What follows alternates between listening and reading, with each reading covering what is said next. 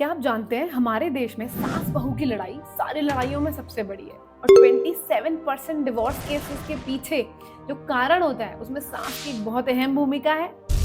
अगर आप भी अपनी मदर इन लॉ के साथ अपना रिलेशन ठीक करना चाहती हैं, जो लड़ाई झगड़े हैं उन्हें रिजॉल्व करना चाहती हैं, या अगर वो ठीक है तो और बेहतर करना चाहती हैं, तो इस वीडियो में अंत तक बने रहिए क्योंकि बहुत सारी अच्छी इंफॉर्मेशन, टिप्स, ट्रिक्स और सीक्रेट्स मैं इस वीडियो में आपसे शेयर करने वाली हूँ, जो एक सेल्फ सफिशिएंट पोटेंट वीडियो है जो आपके रिश्ते को रियली सुधारने में आपकी बहुत मदद करने वाला है। Hi friends, this is Avisha Awasthi. तो चलिए समझते हैं इस वीडियो में हम क्या करने वाले हैं। इस वीडियो को 3 भागों में बांटा गया है। सबसे पहले मैं आपको बताऊंगी 3 ऐसी चीजें जिसकी वजह से हम अपना सारा पावर आपकी मदर इन लॉ को दें। दूसरे हिस्से में हम समझेंगे 3 ऐसी चीजें जो हमें बिल्कुल भी एक्सेप्ट नहीं करनी है, मतलब ये नॉन नेगोशिएबल है, इसमें कोई कॉम्प्रोमाइज नहीं है, कुछ नहीं है। इन चीजों के लिए you have to be very rigid. और आखिरी थर्ड पार्ट जो कि सबसे इंपॉर्टेंट है, उसमें हम समझेंगे 5 secrets to make your mother in law very easy. इस रिलेशनशिप को बहुत ही स्मूथ और इजी करने के लिए 5 सबसे बड़े सीक्रेट्स हैं, वो हम समझेंगे। The third one being my favourite, जिसको मैं बहुत ज्यादा फॉलो करती हूँ, जिसमें बहुत ज्यादा बिलीव करती हूँ। So let's start the video. हम हमारी मदर इन लॉ को सारा पावर कब देते हैं? नंबर 1, जब हम उन्हें जज करते हैं। व्हेन वी जज हर। जज करना और जानना में अंतर होता है। मैं आपको बताती हूँ कि अगर उनका कोई पर्टिकुलर बिहेवियर है, उनके कोई फ्लॉज हैं, उनकी कोई खराब आदतें हैं, उनकी कोई चीजें हैं जो आपको नहीं पसंद, उन्हें जानना कि शी इज लाइक दैट और उसके अनुसार बिहेव करना अलग बात होती है और जज करना अलग बात होती है। जब हम जज करते हैं तो हम उस बिहेवियर को पॉजिटिव, नेगेटिव, सही, गलत, कितना सही, कितना गलत, इन सारे आंकड़ों में डाल देते हैं। और जैसे हम उन्हें डालते हैं तो हमारे दिमाग में एक रजिस्टर्ड लिस्ट बन जाती है कि she is not good at lot of things. ये बिहेवियर मुझे पसंद नहीं है, ये टोन मुझे पसंद नहीं है, ये बात मुझे पसंद नहीं है, ये हरकत मुझे पसंद नहीं है।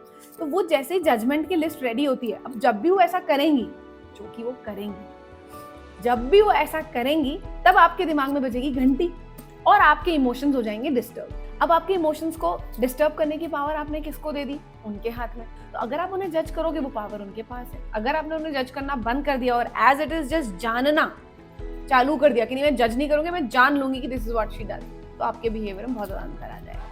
There's a line that says, if you can't say anything nice to me, you must be my mother-in-law. You know, these are all judgmental statements कि अगर आपके पास कुछ बात करने के लिए अच्छा नहीं है तो आप मेरी सास ही होंगी, आप मेरी मदर इन लॉ होंगी।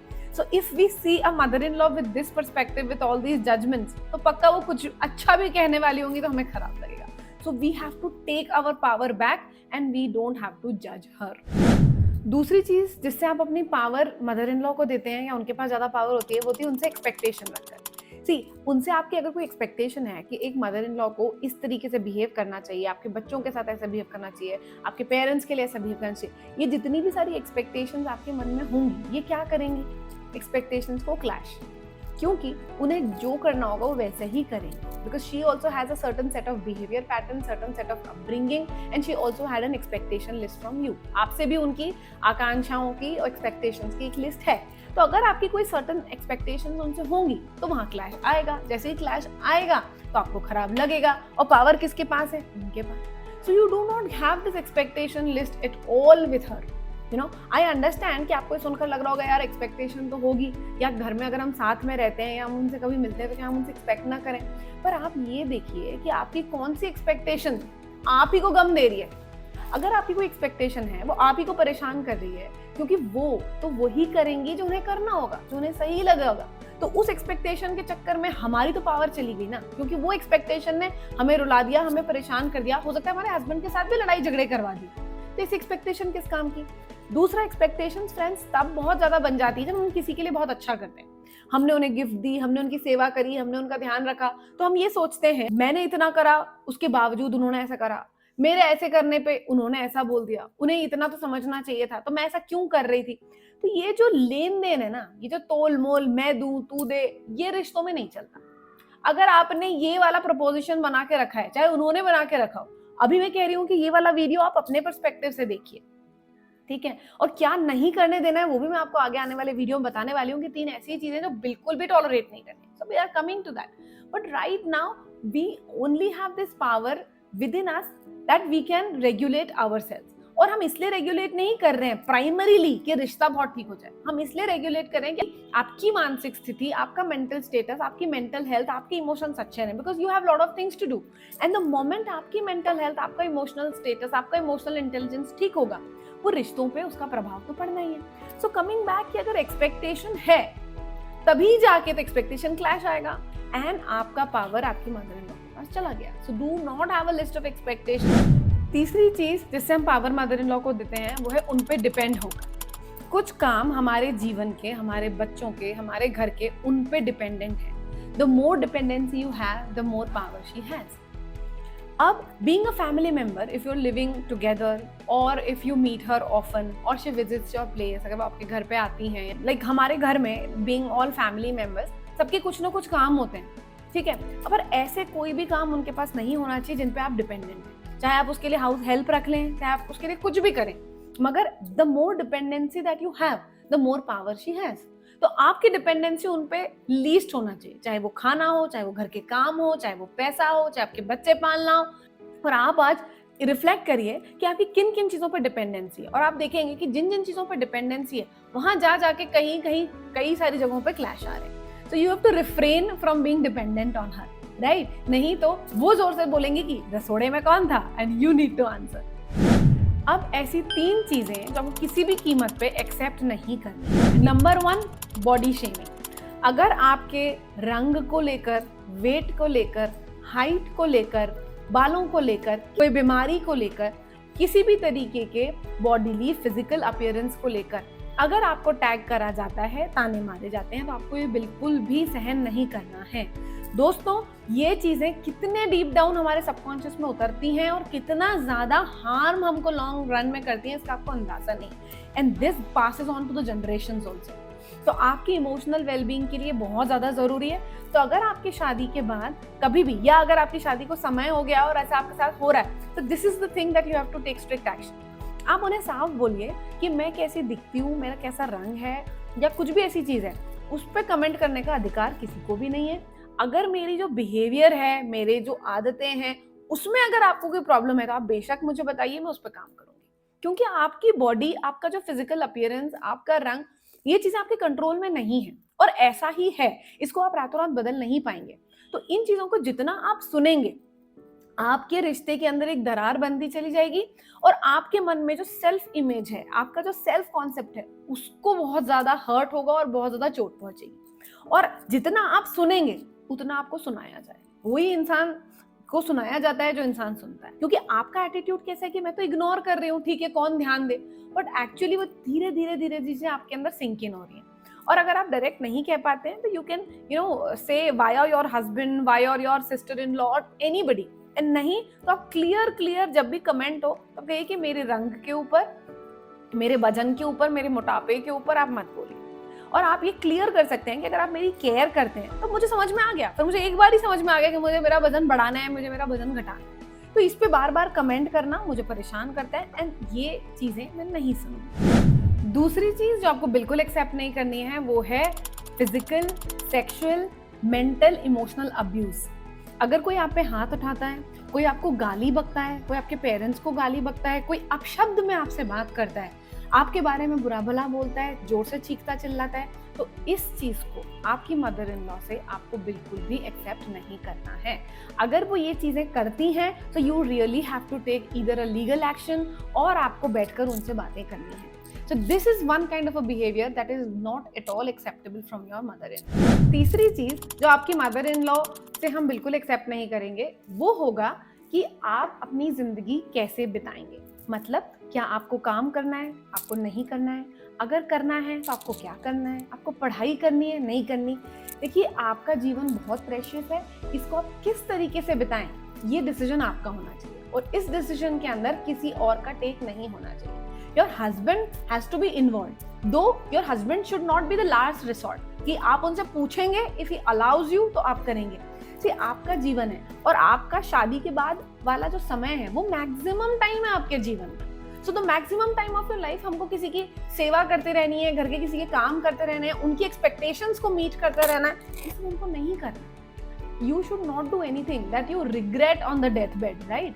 सो आपका जीवन अनमोल है, आपके टैलेंट्स अनमोल हैं, आपके प्लान्स, आपके ड्रीम्स अनमोल हैं। तो अगर आपकी मदर इन लॉ इसके अंदर कोई भी एक टेक लेती है कि आपको जीवन कैसे यापन करना चाहिए, आपकी लाइफस्टाइल कैसे होना चाहिए, तो इस पे उनको इतना अधिकार नहीं है। You can listen to her views, but the final decisions should be yours. So it is you who have to decide how to live life, not her. So now coming to the most important part of this video, 5 secret जिनसे हम mother-in-law के रिश्ते को बहुत आसान और beautiful बना सकते हैं. So let's get into it. Secret number 1, your intention and responsibility and accountability towards the relationship. Friends, क्या होता है कि हम किसी भी खराब रिश्ते को या खराब इंसान को खराब नजर से देखना, उसकी बुराई करना, वो रिश्ता खराब है टैग कर देना, उसके साथ परेशान होकर जीना, ये तो बहुत ही कॉमन है। बट वो इंसान बहुत स्ट्रांग होता है जो ये इंटेंशन डालता है कि नहीं, ये रिश्ता है, मुझे जिंदगी भर रखना है और मैं जिम्मेदारी लेती हूँ इस रिश्ते को ठीक करने की।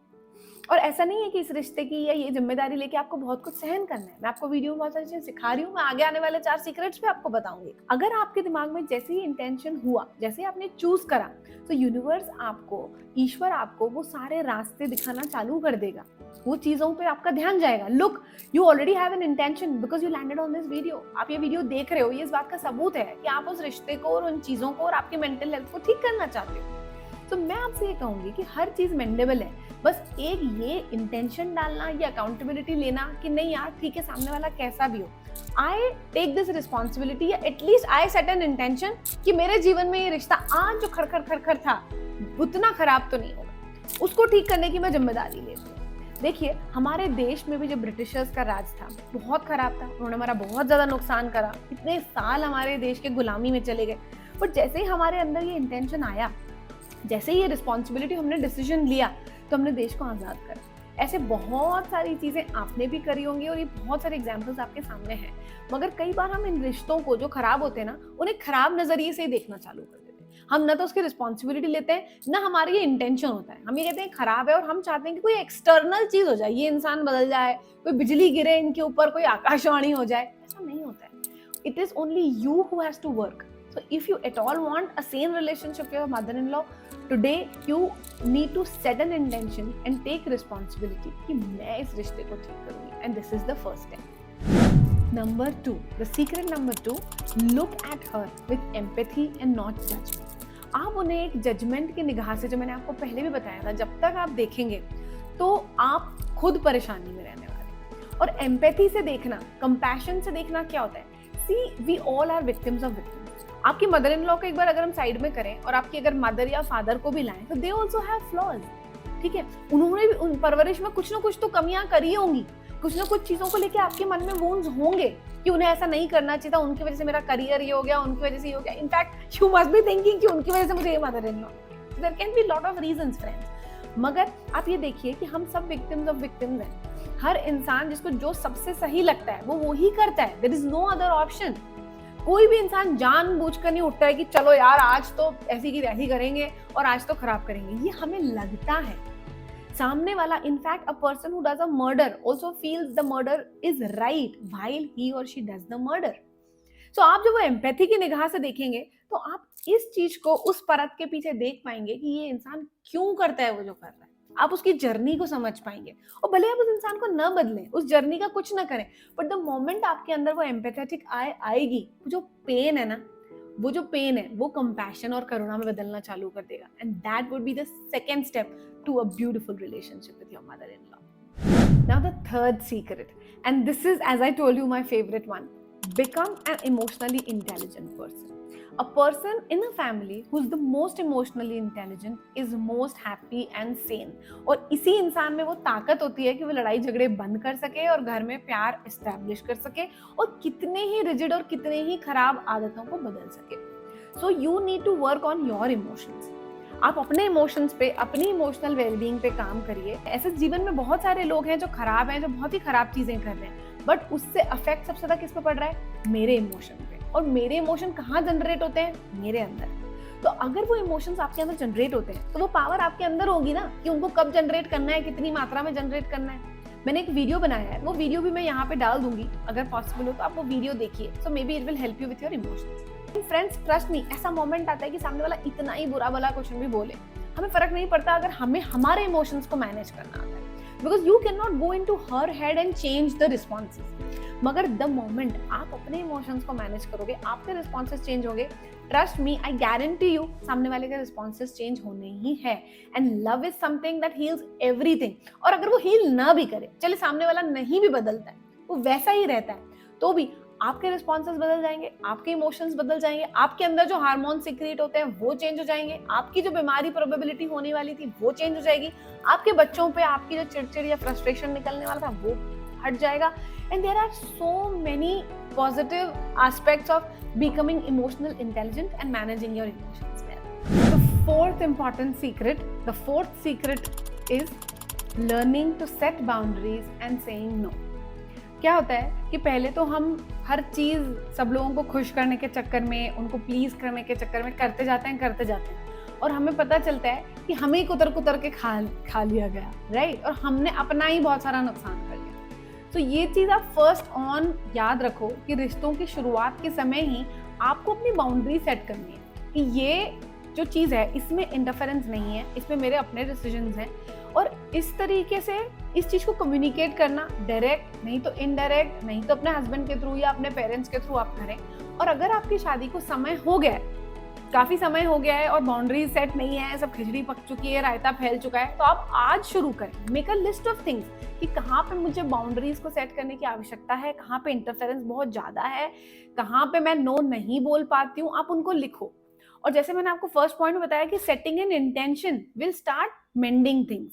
तो अगर जिस दिन आप ये डिसाइड करोगे कि नहीं यार बाउंड्रीज नहीं थी, कोई बात नहीं, क्योंकि जनरली जब हमें पता चलता है कि यार कोई बाउंड्रीज नहीं है, हमारा पूरा रायता फैल गया, खराब हो गया, तो हम उसको इस नजरिए से देखना चालू कर देंगे, अरे चीजें तो खराब हो गई, अब थोड़ी ना होगा, अब तो कोई समझेगा नहीं, अब तो पानी सिर पे से निकल गया।